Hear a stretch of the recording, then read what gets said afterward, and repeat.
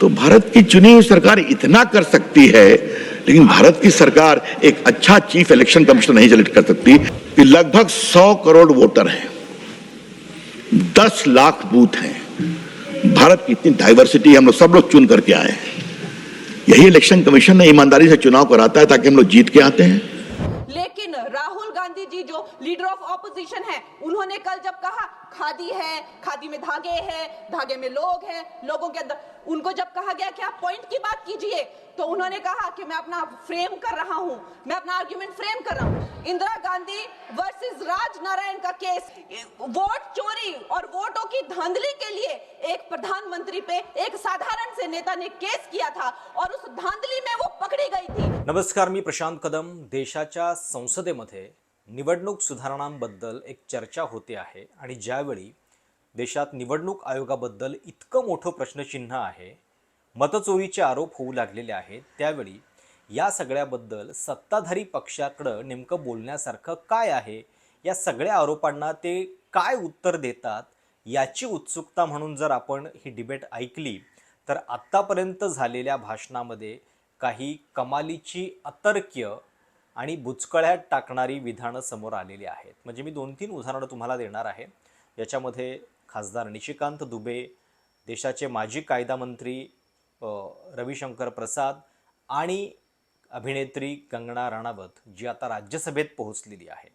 म्हणजे काल परवापर्यंत आपल्या बाष्कळ विधानांसाठी जी कंगना बाहेर प्रसिद्ध होती, तिला आता संसदेसारखं एक राजमान्य व्यासपीठ मिळालेलं आहे आणि त्या डिबेटमध्ये बोलताना कंगना राणावत हिनं केलेलं जे भाषण आहे आणि त्यातले जे मुद्दे आहेत ते फारच म्हणजे या इतक्या गंभीर विषयावरती बोलताना तरी आपल्या खासदारांना काही किमान गोष्टींचं भान असावं की नाही याबद्दल प्रश्नचिन्ह निर्माण करणारी आहे। आता सुरुवात करूयात। रविशंकर प्रसाद देशाचे माजी कायदा मंत्री आहेत, त्यांना कायदा अर्थातच चांगला माहीत असला पाहिजे, पण आज या निवडणूक सुधारणांच्या चर्चेबद्दल बोलताना ते काय म्हणालेले आहेत। म्हणजे आपल्याकडे सध्या सगळ्यात गंभीर प्रश्न काय निर्माण केला जातोय की मुळात निवडणूक आयोगाच्या पारदर्शकतेची सुरुवात करायची असेल तर आपल्याला सुरुवात त्याच्या निवडीपासून करावी लागेल। सुप्रीम कोर्टाचा निकाल होता की या निवडणूक आयुक्तांच्या निवडीसाठी 3 लोकांचं पॅनल असलं पाहिजे, पंतप्रधान, विरोधी पक्षनेता आणि मुख्य न्यायाधीश, सरन्यायाधीश।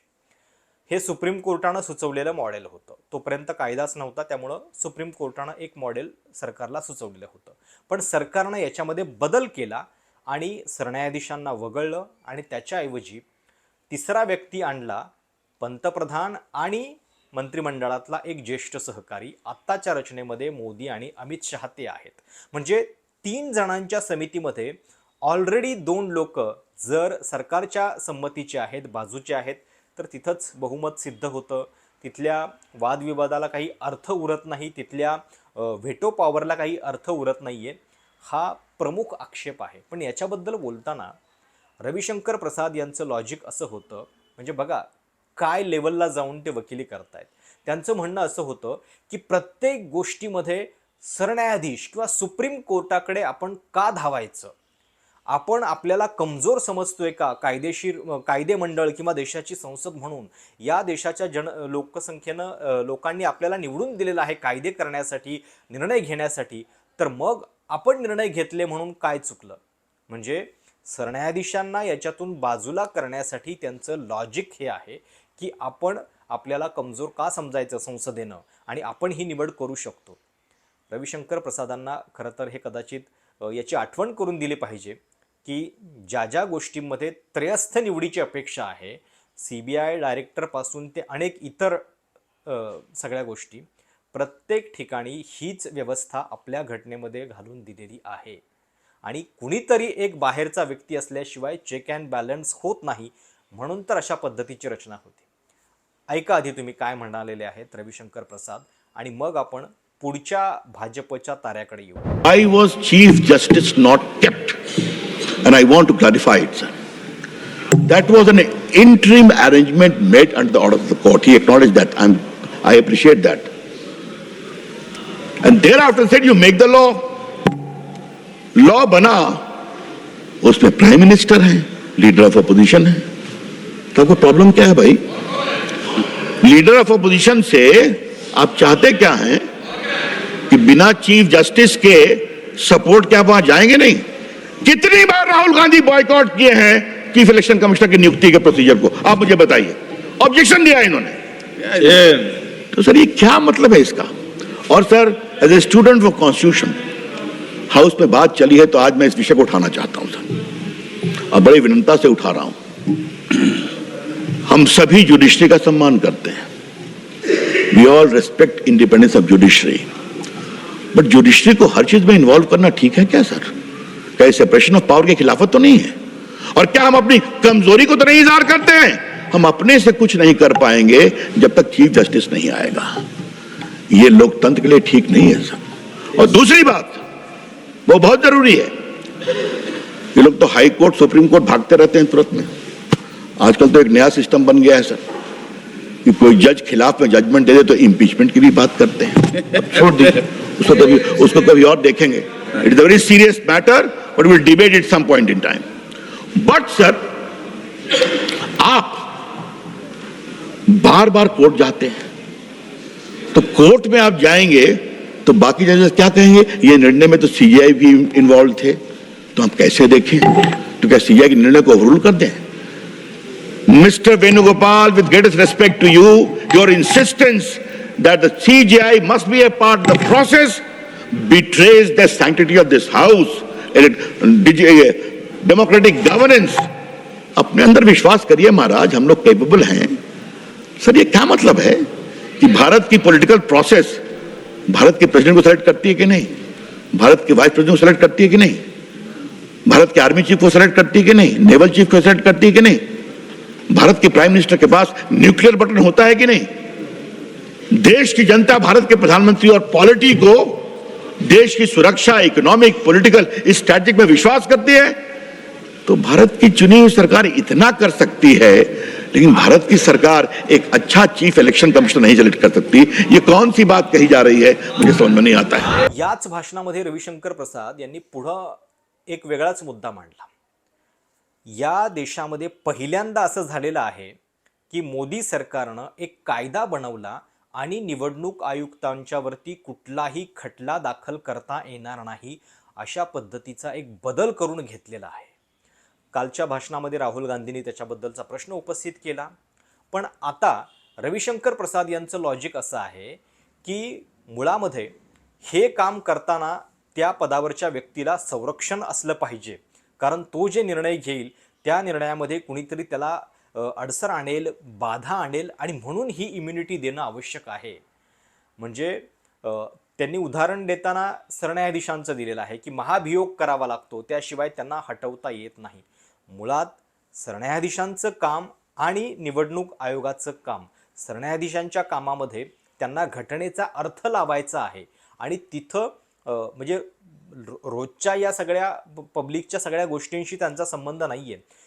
तुम्ही इथं निवडणूक नावाची एक प्रक्रिया राबवताना इतरांच्याकडनं उत्तरदायित्वाची अपेक्षा करता, आणि मग तुमचं स्वतःचं पद त्या उत्तरदायित्वापासून लांब कसं काय असू शकतं, हा याच्यातला प्रमुख प्रश्न आहे। काय म्हणाले होते रविशंकर प्रसाद, ऐका। आर्टिकल 325 में इस बात का प्रावधान है कि chief election commissioner shall enjoy the same status as that of Judge of the Supreme Court of India. That is the constitutional provision.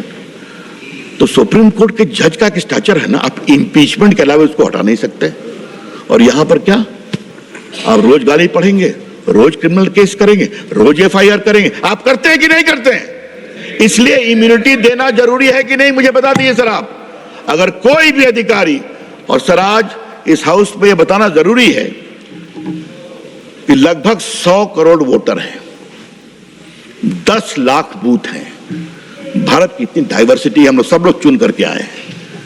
यही इलेक्शन कमीशन ने ईमानदारी से चुनाव कराता है ताकि हम लोग जीत के आते हैं। तो सर अगर अच्छा काम कर रहे हैं उसी ब्यूरोक्रेसी से, इलेक्शन कमीशन की अगुवाई में, तो हमें उसका सम्मान करना चाहिए कि सदन में उसको गाली पड़ना चाहिए? ये एक बड़ा सवाल मैं रखना चाहता हूं। Let us learn to respect our institution, that is one thing I have to say. आणि त्यानंतर भाषण होतं अभिनेत्री कंगना रणावतचं। कंगना राणावत अभिनेत्री उत्तम आहे, पण तिनं या भाषणामध्ये म्हणजे 8 मिनिटांचं भाषण आहे, ज्याच्यामध्ये किमान 4 गोष्टी ज्या आहेत त्या पूर्णपणे फॅक्टला सोडून आहेत. पहिली गोष्ट तिनं उपस्थित केली ती म्हणजे ज्या ब्राझिलियन मॉडेलचा उल्लेख राहुल गांधी वारंवार करतायत त्याच्याबद्दल तिला असं वाटलं की ही म्हणजे त्या महिलेची बदनामी आहे. मुळात कंगना राणावतनं हे समजून घेतलं पाहिजे की राहुल गांधींनी असं कुठंही म्हटलेलं नाही आहे की या महिलेनं इतक्या वेळा मतदान केलेलं आहे, इतक्या वेळा तिचं मतदार यादीत नाव आहे, ती इथं येऊन भारतात मतदान करून गेली असं राहुल गांधी स्वतःच म्हणत नाही आहेत. आणि उलट हा प्रश्न जर बदनामीचा असेल तर कंगना राणावतनं तो निवडणूक आयोगाला विचारला पाहिजे, पण ती विचारतीये राहुल गांधींना. काय म्हणाली ऐका. सुधारों पर बोलने का मौका दिया है, खासकर इसलिए क्योंकि मैं एक नई सांसद हूं, मुझे दूसरों का नहीं पता उनका कैसा अनुभव रहा, लेकिन पिछला ये 1 साल मेरे लिए खासकर विपक्ष से रिलेटेड जो है बहुत ही ज्यादा चिंताजनक रहा है। एक तरह से ट्रॉमेटिक मैं इसे कह सकती हूँ।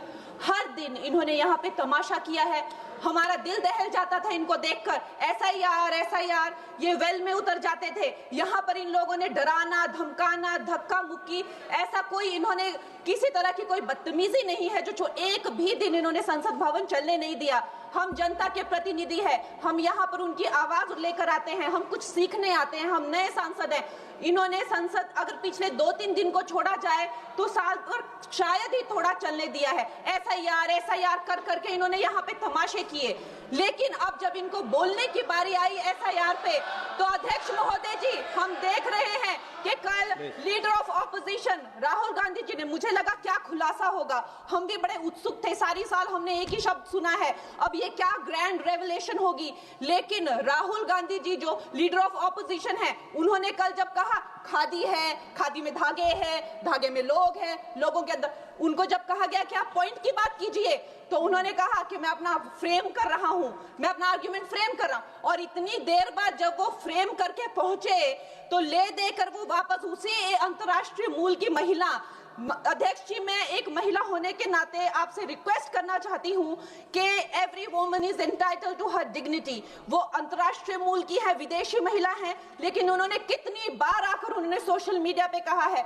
कि मैं कभी भारत नहीं गई हूं, मेरा हरियाणा चुनाव से कुछ लेना देना नहीं है। लेकिन फिर भी ये लोगों ने बिना किसी ठोस सबूत के उनका यहाँ पे फोटो बना के उन्होंने उनको उछाला, यहाँ पे उनकी तस्वीर उछाली यहाँ पर एवरी, और यहाँ पर ब्लैक कार्ड यूज करना भी अलाउ नहीं है। इन्होंने फिर भी नियमों का उल्लंघन किया।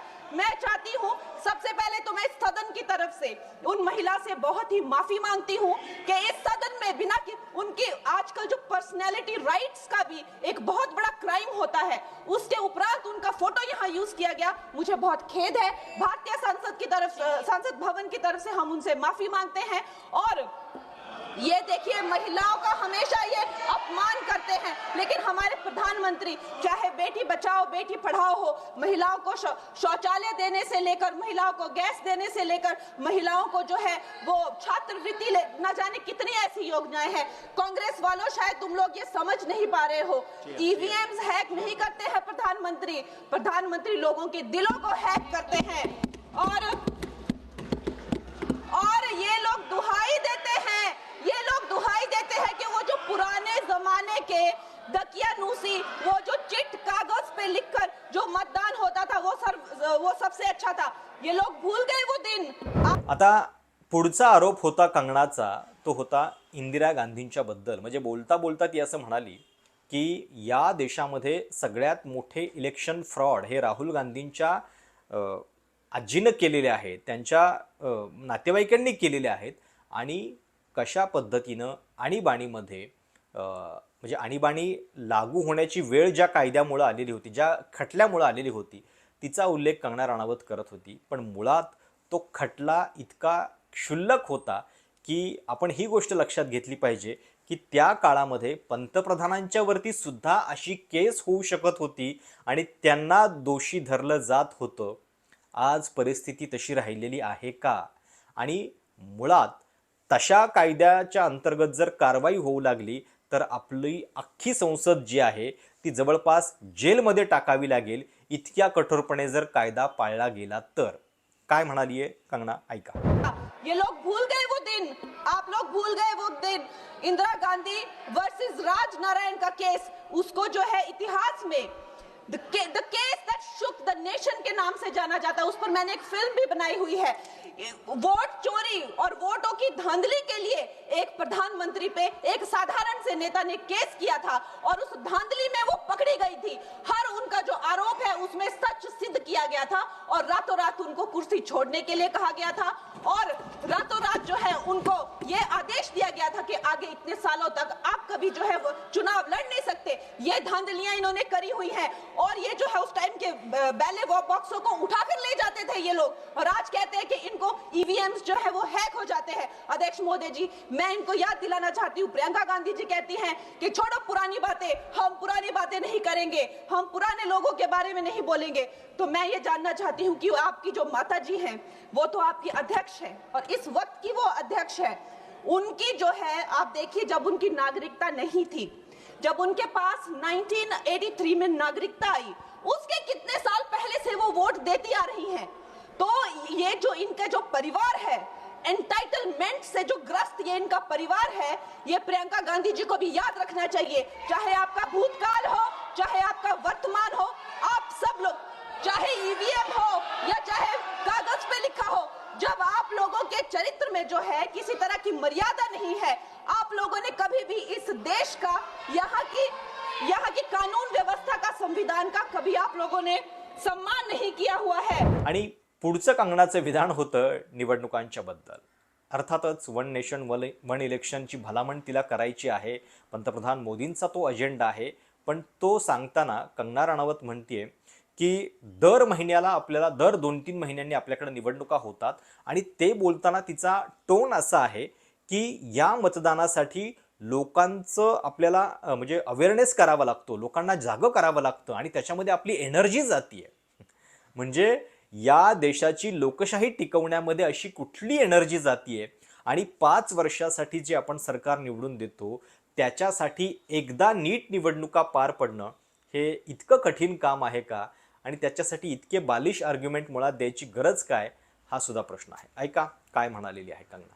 प्रपोज करना चाहती हूँ कि हमारे देश में जो है हमेशा महीने 2 महीने बाद हमारे जो शीर्ष नेतृत्व हो गए, सारे अधिकारी हो गए, हमारे जितने भी रिसोर्सेज हैं, हम लोग उनको हर महीने 2 महीने में इलेक्शंस में जो है पुश कर देते हैं। इससे हमारे देश का बहुत ही भारी नुकसान होता है और मैं ये चाहूंगी कि वन नेशन वन इलेक्शन जो नरेंद्र मोदी प्रधानमंत्री जी जो कहते हैं कि एक वोटिंग जो है डेमोक्रेसी के उत्सव के रूप में, जैसे कि दिवाली होती है, होली होती है, उस रूप में मनाया जाए। क्योंकि ये सिर्फ सरकार का ही नुकसान नहीं है, 10,000 करोड़ से ज्यादा का जो नुकसान होता है सिर्फ वही नहीं है, लेकिन मुझे लगता है कि धीरे धीरे हमारे जो नागरिक भी है उनमें जो वोटिंग फटीक है, बार बार उन्हें जागरूक करना, बार बार कई जगहों से जहां वो काम करते हैं वहां से उनको ट्रैवल करके अपने नेटिव प्लेसेस पे आना और बार बार मार्केटिंग करके, it is exhausting for the whole ecosystem.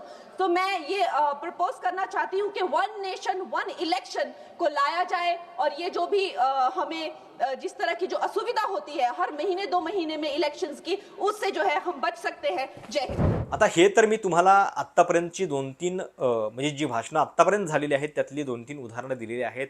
अजून गृहमंत्री अमित शहा यांचं सुद्धा भाषण बाकी आहे, त्याच्यामध्ये ते जे काही बोलतील त्याच्यावरती आपल्याला पुन्हा कदाचित एक नवीन व्हिडिओ करावा लागेल, कारण या सगळ्याबद्दल आपल्याला उत्सुकता आहेच की मुळात भाजप देशाच्या संसदेमध्ये काय उत्तर देत आहे। आणि चर्चेचा विषय पण बघा, निवडणूक सुधारणा असा लिहिलेला आहे। म्हणजे वंदे मातरमची जेव्हा चर्चा झाली तेव्हा वंदे मातरम या गीताला 150 वर्ष पूर्ण झाल्याबद्दलची चर्चा असं नाव आहे, पण या चर्चेला मात्र निवडणूक सुधारणांवरची चर्चा, म्हणजे छोटासा विषय पण मुळात देशामध्ये जेव्हा निवडणुकीवरती प्रश्नचिन्ह निर्माण झालेला आहे, आयोगाच्या कारभारावरती प्रश्नचिन्ह निर्माण झालेला आहे, इथं डझनाभर BLOज रोज आत्महत्या करतायत, त्याच्याबद्दलची चर्चा असताना त्याच्यातला अँगल म्हणजे जणू काही फक्त सुधारणांसाठी चर्चा किंवा एक थोडासा सॉफ्ट करण्याचा त्याच्यातला प्रयत्न आहे, हे सुद्धा आपल्याला त्या शीर्षकावरून दिसतं आहे। आता या सगळ्यामध्ये इतर काही खासदारांची, आपल्या महाराष्ट्रातल्या खासदारांची सुद्धा काही चांगली भाषणं झालेली आहेत, त्याच्याबद्दल पण आपण स्वतंत्रपणे बोलूच। पण तुर्तास भाजपच्या खासदारांनी या संदर्भात जे काही तर्क दिलेले होते त्याचा समाचार घेणं आवश्यक होतं, म्हणून हा व्हिडिओ होता. तुम्हाला या सगळ्याबद्दल नेमकं काय वाटतं कमेंट्समध्ये नक्की कळवा. चॅनल सबस्क्राईब करायला विसरू नका. धन्यवाद.